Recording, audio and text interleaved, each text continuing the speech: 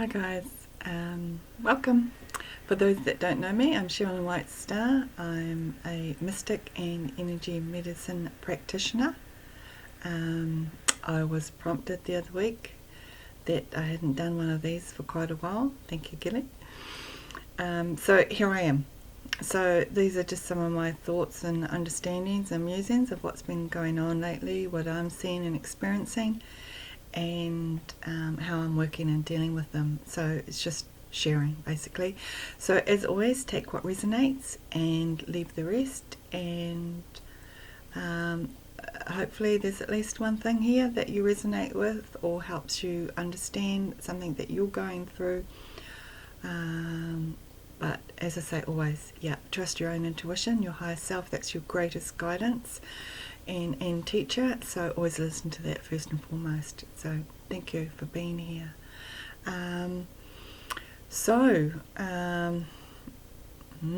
Nobody needs to say it's been pretty tough these last couple of years, but very much at the moment connecting in and being asked to draw back on the Lemurian energies, and of course this is the feminine energies, the goddess, the mother energy.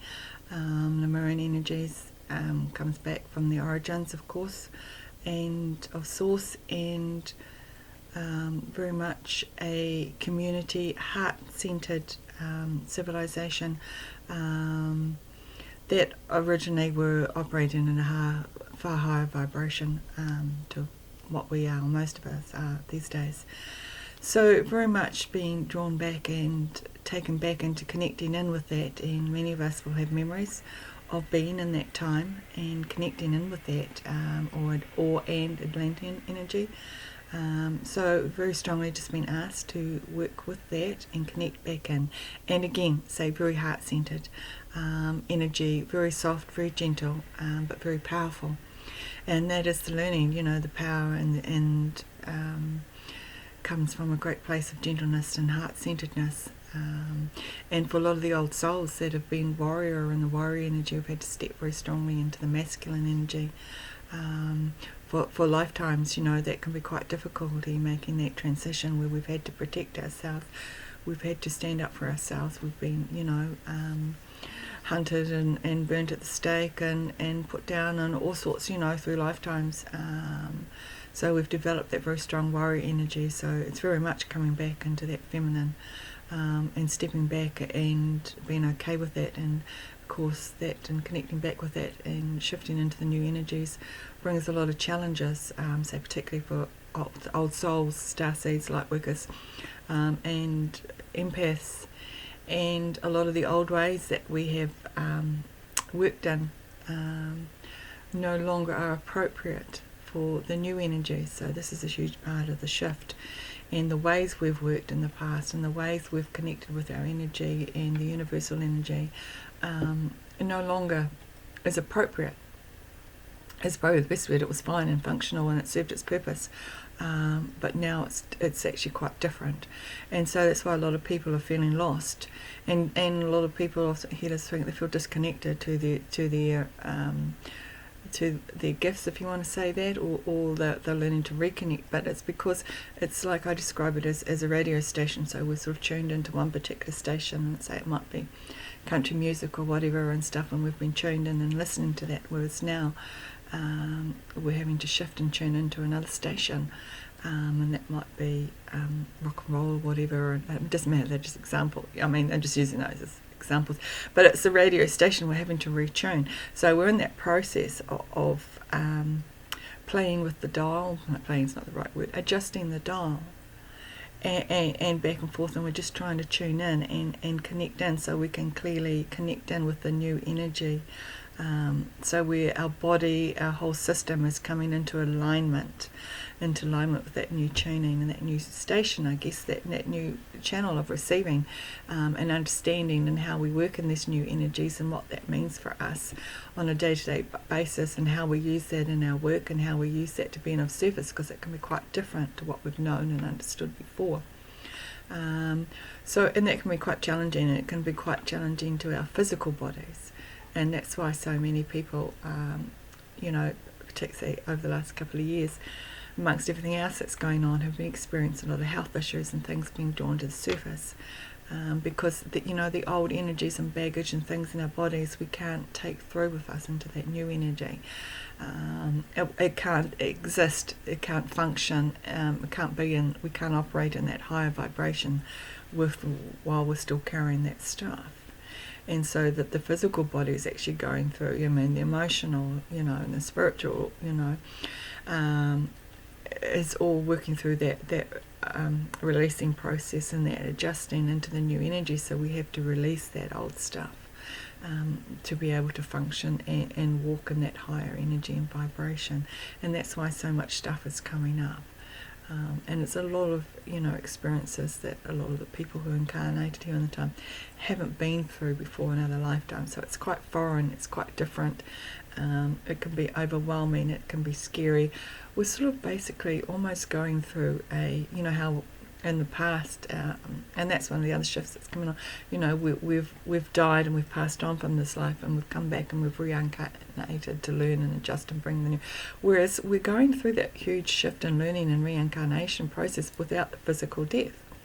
So we're going through a life, death, rebirth process without physically dying.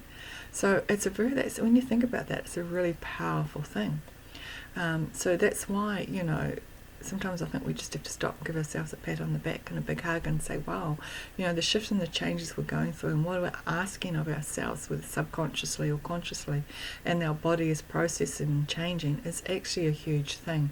And that's why the self-nurturing is so important at the moment. And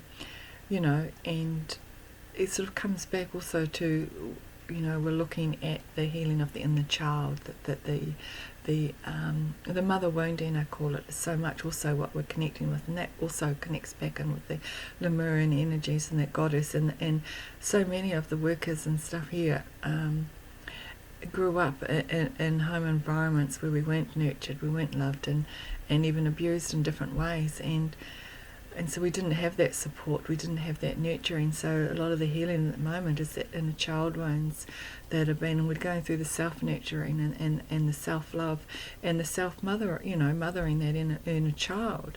And so that's a large part of that process as well, of that healing, and that's what's going on at the moment. So, sorry, I've just got some notes. This is actually my second attempt at this.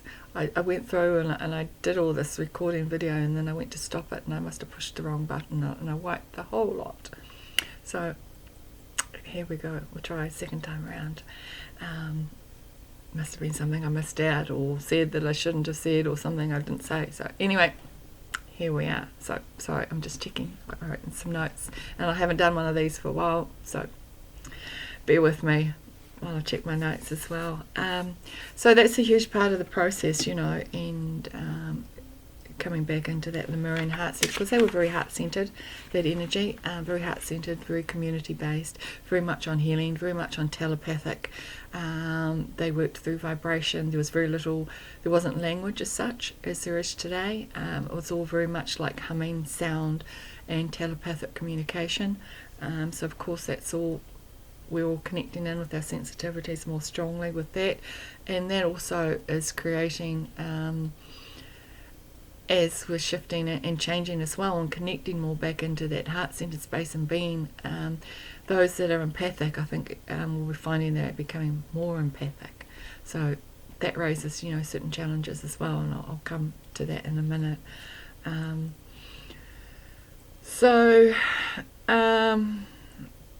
Yeah, okay, so what else have I got here? Yeah, and it's that understanding that, that the heart centre is your gateway to your soul, and that's where your true power sits. And that's understanding that your vulnerability and your sensitivities are actually your powerhouse. And it's learning how to work with that. And I know as an empath, a lot of the time I sort of felt like I was being punished, or it was a curse or whatever, but it's not. It's learning to understand it, and it's learning how to work with it. And once you learn to understand and manage it and embrace it, then you can manage it on a daily basis, and then you can understand how then you can use that to be of service to others. And again, it's coming back always to that heart-centered space. So understanding, and within that Lemurian energy, some of the things very strongly coming up as well is the importance of the circle. And sacred geometry, all shapes and things are very powerful and important, but the circle is really strong at the moment. And even for me, it's just like I want curve and circle things in my home. I use Tibetan bowls and sort of shapes and drums, and they're all circles. And you go back in history and you look at those things, the sound and vibrations, crystal bowls and Tibetan bowls, and and they're the shape, and then a circle, and they're that for a reason. And the drums, it's the heartbeat of Mother Earth. It's a circle. Look at the universe and the planets and how they circle. Everything's a circle. The sun's a circle. The moon's a circle. In nature, the things that are there that take, and the circle is the constant flow. There's no beginning, no end, and it's just that constant flow of energy and movement. It's just like we understand that time's not linear, and there's no past, present and future. It's all one, and it's that circle. But the circle is really important for working in, whether it's just a few people or a group or a retreat, the power of the collective energy and coming together in that circle and working that way, and the flow of energy, and it's very much, again, it's that sense of community and the equalness of the people within the circle. There's no beginning, there's end, there's no one at the front, there's no one at the end, no one behind, no one, they're all equal, standing their place within that circle is all equal. And the power of the collective, if you're doing a healing session or somebody on an individual and you're in a group and you put that person in the centre and you've got that circle of support people around working and healing on that, it's just so powerful for them to be held within that space. And so it's just a reminder that the power of that circle and the importance of it when working. So that's come up very strongly recently as well. What else have I got here? And for the vibration, again, it's like, back in the Maroon times, as say, they didn't have a language the way we understand it. So, and we know, with the increase and return to sound healing that's been so lovely over the last few years, and we all know, well, most people would have experienced it in some form, and we all know, just the effect that music can have on us, whether it's just the radio, whatever we're listening to, or a sound journey, that everything's vibration and everything's just a pattern. And the vibration changes that pattern, establishes what, we're vibration, that the plants are vibration, the animals are vibration, it's the frequency or the vibration that they move at, and the patterning that vibration is what creates what we see, the density or what we perceive that energy to look like. So we can shift and change those, and we can connect in. Everything's just vibration.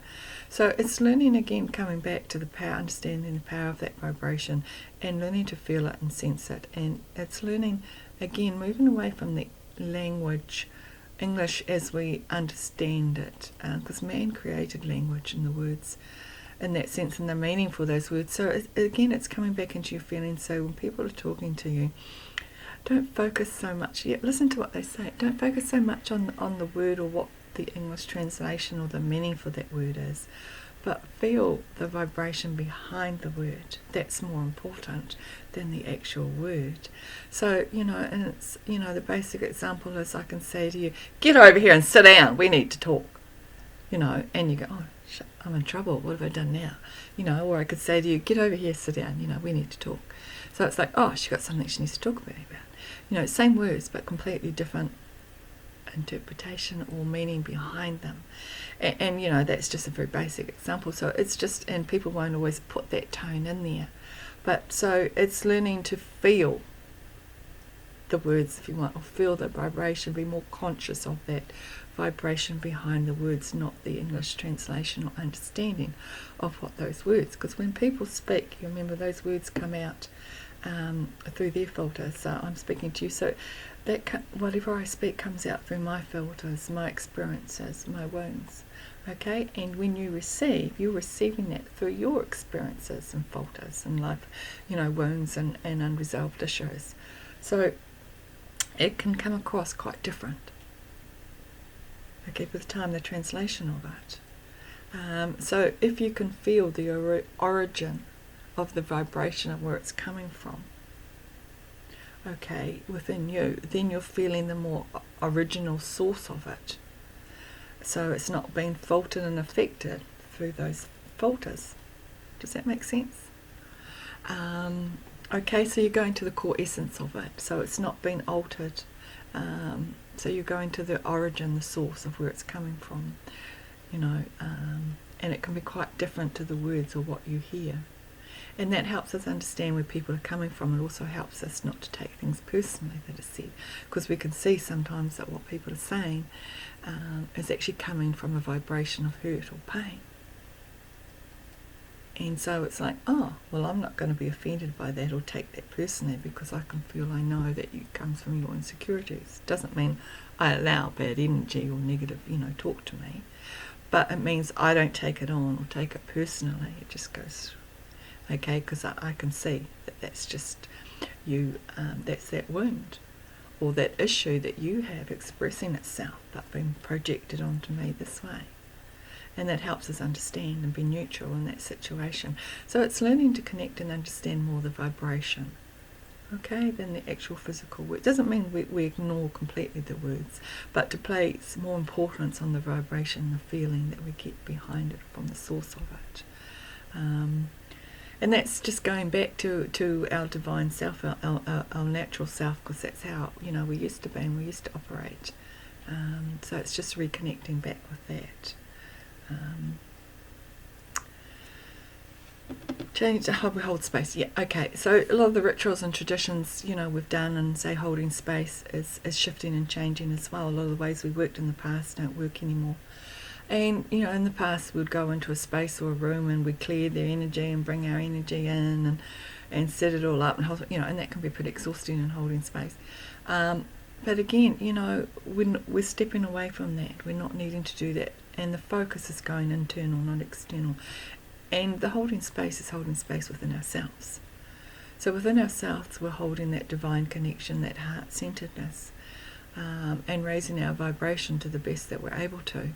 And so we're holding space that way, so that wherever we go, we affect the environment without us just by being. So again, it's learning not to do. We don't need to go out. We don't need to do this. We don't need to externalize. We internalize. We just be, and we hold that space. So in holding that space, that affects the space we're in or the people we're around. We don't even need to talk. We're just bringing that energy into that space. It's like the stone thrown into the pond, and it ripples out. So we're the stone. So in holding that space and anchoring in that energy, we're rippling out, and it's affecting the space around us or the people around us. So it's that shift again in concept that as we're moving into these higher vibrations, we automatically do that. We automatically shift and transmute. If we're standing in that heart-centered and that power place, that automatically will happen around us.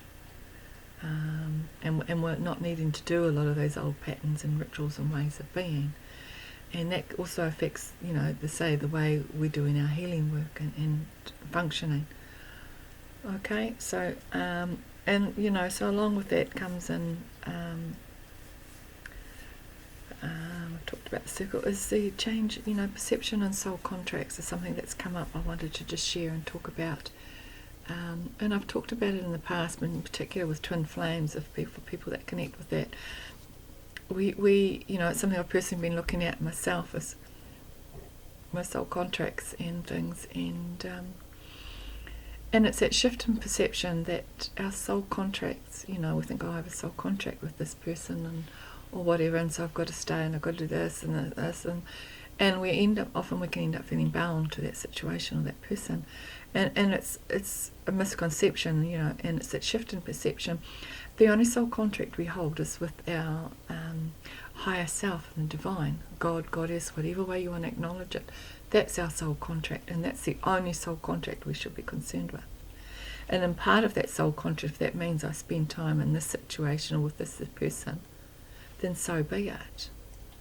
But if I feel like I've done what I've needed to do or learn from that situation, and often we go into a situation and the learning can be more for their benefit, and we've agreed to be part of that to help them understand that.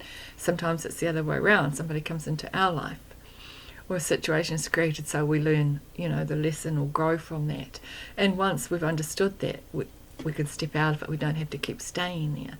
And you can have a soul contract with somebody else, and you can have learnt your lesson from it and cleared your karma, or got your understanding, whatever way you want to address it. But they haven't. You don't need to stay there. And that's the concept that I've seen quite often with people. They feel bound there and I go, no, you walk away, you've done your bit, you release it. You're not contracted to that person, you're contracted to the learning, you're contracted to your higher self. You can renegotiate, you can choose to walk away, there's free will, it may come back in another way. But, whatever, and that's between you and your higher self and the divine and the goddess. And that's up to you. That's where your soul contract lies.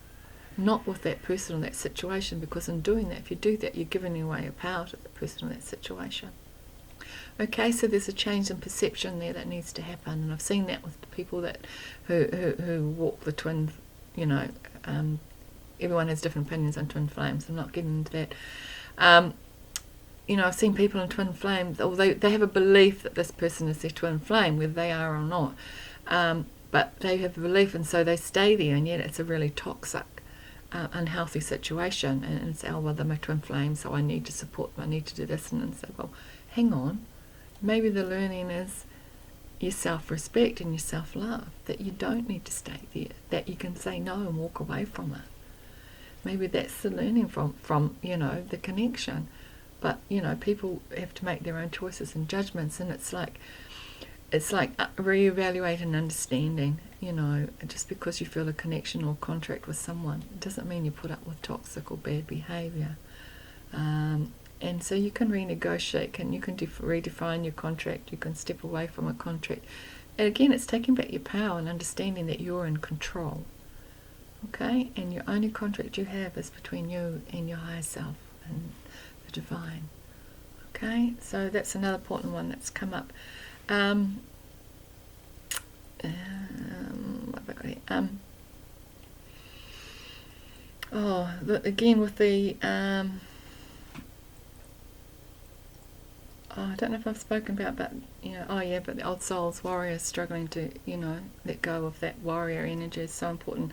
Again, coming back to the Lemurian energy is connecting in with that as well, is very much as the rose energy coming in, and you can Google search or meditate or whatever if that connects with you, or whatever that means for you. But for me, it's very much the divine mother energy, the divine feminine. It's very much the healing of the inner child, the abandoned child, the mother wound that's been asked to be addressed. And look, the Mother Mary Magdalene, whatever connects with you with that rose energy.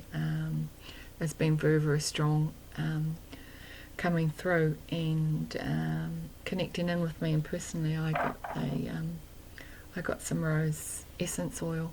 It's really expensive, so I don't use it in my diffuser. I just take a little bit finger and put it on my heart space in the morning, and or you do it, that's just what I do. You do it, and I've got some rose water, which I will spray.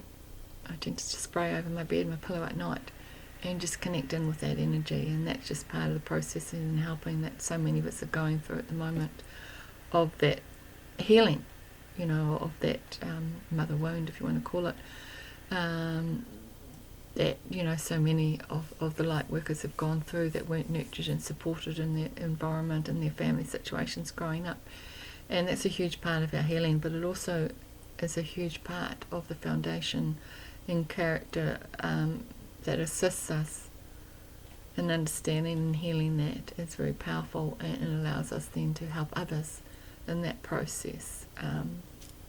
So very much, as I say, the rose energy and the Lemurian energy very much connected and coming through strongly. As well, recently, what else have I got? Come to the empaths.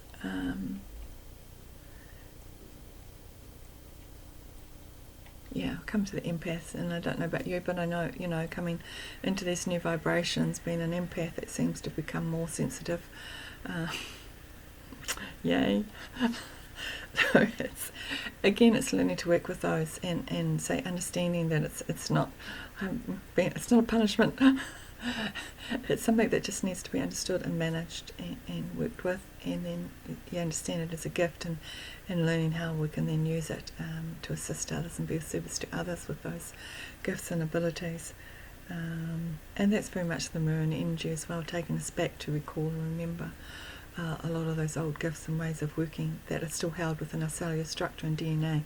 We want to recall and bring back. Now, one of the things I recommend if you are a very empathic is, I know it's back to front, it's called Empath Survival Guide by Judith Orloff, Orloff. Really good. I mean, most of the stuff I sort of knew, but it's nice to see and it all written down and go, I'm not crazy, see, I'm not crazy. And it's all written down and a lot of helpful information in there. And unbeknown to me, I already had it, but I didn't know she did it. She's done a couple of those that are into oracle cards. The Power of Surrender, she's done, but I found that she had this as well, which I really love, and it's the Empath Survival deck, which I really love. And so those she has if you're interested. But I couldn't find any second-hand books. I think you have to buy the book new. I think I got it from the Nile. But there's a lot of stuff on YouTube. If you don't, want to spend money on buying, there's a lot of research. Look her up on YouTube, and there's a lot of her stuff there. Real interesting, very helpful. And for me, in my own personal journey too, the most important things that have come through with working with the energies have been very empathic. It's definitely grounding. Understanding those healthy boundaries, energetic boundaries, and the two very important things for me, I'd say probably the two most important things too, is one, know who you are, establish who you are, and it's something that I'm reminding myself to do. I should be doing every morning and night, but I don't always. So note to self, and that's particularly before you're working with people as well, and that's like I said, it's like knowing who you are, what your gifts are, and why you're here, your mission, and why you're here, and what how to work with those gifts. And if you don't know that, that's fine. It's just the most important thing is to say who you are. So like, for example, for me, I say to myself, I'm Sherilyn White Star. I'm a mystic and an energy medicine practitioner, and part of my mission, my work here, is to bring the balance back into place, to rebalance the masculine and feminine energies, and work with that with people and Mother Earth, and assist in that process. So that defines you. So, because one of the biggest issues we have is we get lost as an empath, or we can get lost in other people's energies, and if you're like me and you work in the collective energy, that can get quite challenging, because it's like the first thing when I feel something is, okay, is that mine or is that the collective? And that's the first thing you have to establish. Does this belong to me, or am I picking up on the collective energy, or am I still picking up on somebody that's tapped into me, or I haven't disconnected from, or particularly family or close people I'm close to, and my energy is quite open. I choose to allow my energy be too open to, and I'm picking up on what that's sensing. So that's always the very first question. Is this mine? Or is this the collective's or someone else's energy? Okay, to establish it. And part of that, say, defining who you are before you step in. So that separates you from that person. And you can step in and have a look at the energy, but it helps create that separateness of defining who you are and who they are. I'm not that person, I'm me, and this is who I am. So my energy, I don't want to pull the energy into mine. And the other most important thing is to, particularly at the end of the day, and you should do this after every session and connection, when you're working with people anyway, but particularly at the end of the day, is the process of, I release all energies and connections that I no longer need to be connected to from the day. I return what is not mine, that doesn't belong to me, to its rightful place. I return to sender, or return to source, wherever it needs to go. It's most appropriate, and I return it with gratitude and love. I call in my energy back. Wherever I've left energy, or I'm still connected, that I haven't consciously disconnected, that now needs to be, I disconnect, I release, and I call back in my energy. Back into my body, back into, bring me into balance while I sleep. and hold it close. Bring back what is rightfully mine and needs to return, and call it back in, because it's so easy for us to become shattered. I've seen that with healers, and I see, when their client walks out, and every client that walks out has a piece of them, because they have. And that's another thing as well that's so important, that comes up whether you're working individually with a client or you're working in a retreat or a group. We're so good at opening up and setting and calling in, putting protection, whatever way we're working, and calling in the ancestors and lighting a candle and setting it all up and beautiful, and then we finish, but we forget to close, or we just give it very casual. And it's so important that you acknowledge the closure. So as soon as you finish with the client, it should be just connection of energy, or a ceremony, or a retreat, a group, a circle, whatever you're doing. The importance that you gave to the beginning should be just as much on the end, thanking the ancestors for being, and now releasing them, releasing people's energy, that they only take out what belongs to them when they leave the space. They don't take out somebody else's energy or what doesn't belong to them. And closing the circle, the portals that you've opened during that process. I've seen meditations where people open portals and then they go off from the meditation, and the portal's still, open, and stuff's still coming and going. It's like, hey, you forgot something, the door's still open. It's so important to close down afterwards, and that's so important for empaths in particular. And particularly when you're working in buildings and places that a lot of people use, that when you're finished, you close down the energy you've put in and brought in and opened up. So the importance in the closure needs to be, just as much as the opening and the bringing in, and say the acknowledgement and thanks at the end, and that closing down is often neglected. So that's just a note that needs to come up. And so again, that's very much coming back to ourselves at the end of the day. If we haven't, even though we've done it during the day, it's a really good practice and ritual to do at the end of the day. And just centering yourself and bringing your energy back to you, making sure you're back, and just asking your body and your energy to come, all come back into natural balance, mind, body and soul, while you sleep. Yeah, so that's just really important. So, what else?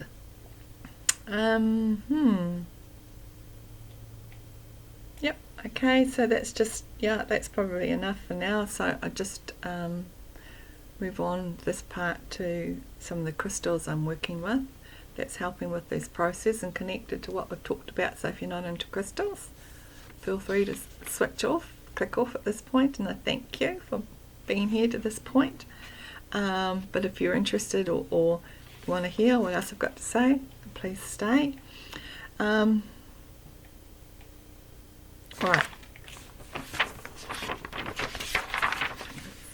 Okay, first of course and foremost is the Maroon Seed Crystal. And so of course this connects us back in to that energy, and as the seed crystals are the record keepers of that knowledge, and we all sort of know some basis of the understanding of whether you call it a myth or history or whatever way you want to refer to it, the Lemurian times, where they programmed the crystals with a lot of the knowledge and information, and they were put into the land and places ready for when humans were ready to receive that knowledge and information. And of course we know that they've been coming out very strongly again over the last few years, and so that's part of the process of connecting back in and working with them. Sorry, just cleaning some with my computer, hopefully that doesn't come up. Yep, so Lemurian seed crystals. Okay, so yeah, very, very nurturing, again, very heart-centered, and just working with it, asking to be, taken back into that heart space, to draw on the knowledge and information and healing techniques. Back then, a lot of you will resonate back as being back then, and that knowledge also and those healing techniques are also held within your cellular structure and DNA, so it's also drawing on those and recalling those, okay, back so that you can use them now in this timeline, and this reality that you're in now, drawing on that. So very much so, and again very much the heart-centered and community-based, and again very nature connected, the marine seed. For those that feel, particularly starseeds, like me, you know, felt you don't belong here and you struggle to be in this physical body and connect with the earth realm, more comfortable up there in the celestial. That, you know, I'm strongly connected to work with for people that feel lost and feel it's not necessarily ungrounded. It's not about grounding. It's just about feeling lost and like you don't belong in this place, in this land. I would recommend the Panamu. Now, Panamu is, for Aotearoa, for New Zealand, it's our master healer stone. And the reason for that is because it holds the heart energy. And that's sort of where its power and its strength comes from. It's very grounding, but it's very heart-centered again, and say it's a master healer. So that's what I would recommend. Get a piece of Panamu. I managed to get just yesterday some, I don't know if you can see it, it's called beautiful flower jade. And these you may struggle to get. I know some stuff is getting more and more difficult to get. The reason I got the flower jade, it's New Zealand jade, Panamu, is because it holds the quartz as well. And so quartz is the master crystal healer. And if you only ever have one crystal, get a quartz crystal, because that works with everything. It's a master. So that holds, for me, the flower jade holds 2 master healers. So that amplifies. But you don't have to get the flower jade. You can just get, say, normal Panamu. I mean, it's still very powerful and beautiful in its own right, to help you have a sense of belonging and being in this space, in this earth realm, you know, and being held by Mother Earth. Again, very nurturing, the very heart space. I would definitely recommend a piece of Panamu. Yep. Okay, now one of the others I've been working strongly with lately is the strawberry quartz. Again, very heart-centered. It stimulates the heart center. But again, these are all stones that help connect back in with the Lemurian energies. And it connects very much with the heart center, but it assists us in connecting in. Oh, I've got some strawberry here. I've got this beautiful piece here. I was lucky enough to get. This is strawberry quartz, but it's got silver in it as well, which is just beautiful. And you can get, but I mean, you can just get the bracelets if you want. You don't need big pieces, and just wear. It connects, say, with the heart center, but it assists us in connecting with the heart of the universe, of all that is. So it connects into that oneness and that center, that almost cosmic egg, that beginning. So again, it connects in with the Lemurian energy and going back to the beginning, and that heart-centeredness, and that, I just want to keep saying cosmic egg, and of life, you know, the universe of life and the beginnings and stuff. And it's very powerful. And for me, in the new energies, it's almost replaced the rose quartz. And that's just me. I'm not saying that rose quartz, you know, isn't powerful, shouldn't be worked with, and I have several pieces of rose quartz. But for me, in the new vibration and energy that we're moving into, I find the strawberry quartz is far more connected and in alignment with that. So I'm sort of working with that far more, and say that takes us to that center energy of life, the universe of life, and that connectedness and that beginning, heart-centered, back to the origin. So strawberry quartz, so very much very gentle, again, but very powerful in that. So, yep, that's that. What else have I got there? Lepidolite. What have I got here? Some lepi. It's sort of, yep, with a rough and lepidolite. Now, lepidolite is the the flowering of the inner blue lotus. It's a stone of transition. It allows us to go through the life, death, rebirth process. It's a great stone to have if somebody's physically passing on. but it helps us in the releasing the old us and embracing the new, but while grounding and protecting us, but in a very gentle, nurturing way. It's great for schools, communities, groups, shops. It invites an energy of community and working together. It's also very, very calming for those that feel very overwhelmed and emotional and struggling with the shifts and changes. It just helps bring that sense of peace, and through that transition it helps sort of nurture that in a child, just to be in that place of love and trusting again. So it's a very gentle, very calming. It's also apparently very good for the garden, for bugs and energy and increasing the vitality and stuff in your garden. So great for veggie garden. So that's a really lovely one to use at the moment as well, and I've been using that for a few months. Now the other one is Indigo Gabbro or Mystic Merlinite. Now this one very much for old souls, and it's called the Wise Soul for a reason. You may have trouble finding. I've got a big piece here. You probably can't see very much in this light. It's very much a shaman stone. It very much holds the magic of the universe in it. So it's called Wise Soul for a reason, and it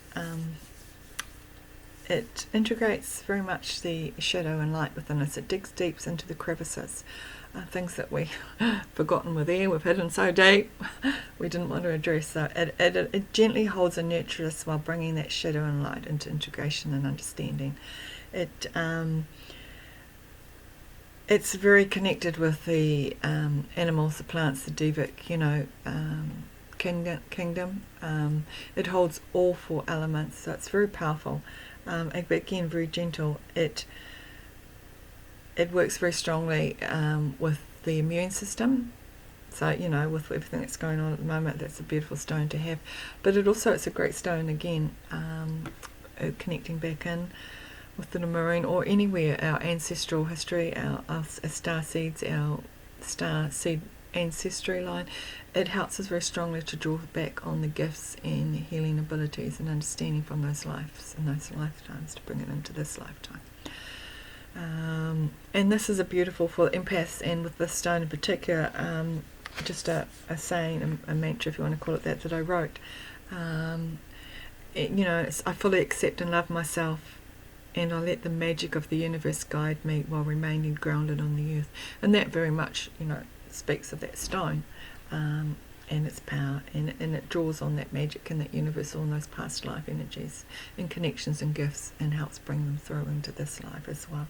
So, it works, it works more mainly on the third eye and the root chakra. So very, very beautiful stone to have. So Indigo Gabbro, Gabbro, also known as Mystic Merlinite. Again, make sure you're getting from Madagascar, making sure you're buying from a reputable person if you're buying, because there are some ones that aren't exactly what they say they are out there. But again, that's one that may, it's in short supply, and you may have trouble getting hold of. If you can't get hold of it, you want to work with it, write it down on a piece of paper and ask the energy of it to come into that paper, or just draw in that energy, or visualize it, or go into meditation, or just call in the energy of it without the physical stone if you're able to do that. Okay, so what else is one I think? Ocean Jasper. Wow, Jasper. Jasper is the great nurturer, and it's obviously called that for a reason as well. And the ocean jasper is definitely, again, connecting back in with that nurturer, divine mother energy. Ocean jasper, because the ocean is the water in our emotions, so particularly for those, again, that are feeling overwhelmed with the energies that are going on, for empaths or wanting to connect back. But the ocean jasper here, I've got a couple of hearts. I don't know if you can see on this one, it's got stars, little star energies. It's just lovely. Again, make sure if you're buying any that you're getting, again, it's getting hard to get, some of these are getting quite hard to get, the true yeah, make sure you're getting ocean jasper, but again, buying from a reputable person. The ocean jasper is, oh well, it's water, it's emotions, it's healing. It teaches us to just be. Again, the not doing, it's the being. It teaches us to go with the flow, and it's the water energy, it's the ocean, it's the tides, it's the waves rolling in and rolling out. And again, it's that learning to go with that flow, and not to fight and resist the changes that's going on, and be okay. It teaches us to be patient and gentle with ourselves, and to be held and nurtured in that, in that process, and particularly if we're feeling a bit lost and overwhelmed by by our emotions and things going on. At these times, it's a beautiful stone, and again, a very gentle, and say it's called the Great Nurturer for a reason. I've got here also Mukite, which is a jasper. I just love the colours in it, but this is very much more. It can be used also for grounding as well if you're feeling lost or not belonging. This is also a very good one, but I actually prefer the Panamu because that's particular for this land here in New Zealand. Well, if you're living in New Zealand, watching this, but Mukite's another, which is a jasper, is another one that can be used for that. But for those of us here in Aotearoa, New Zealand, I definitely recommend the Panamu. So yeah, I think that's it. That's enough for now anyway. So let's hope I don't manage to lose this one. So anyway, thank you for those of you still here, for your patience and hanging in there, and I hope there's something there that just helped some understanding, and I'd love to hear what you're experiencing and your comments of the shifts and changes that are going on. So thank you. Namaste. The divine in me sees and acknowledges the divine in you.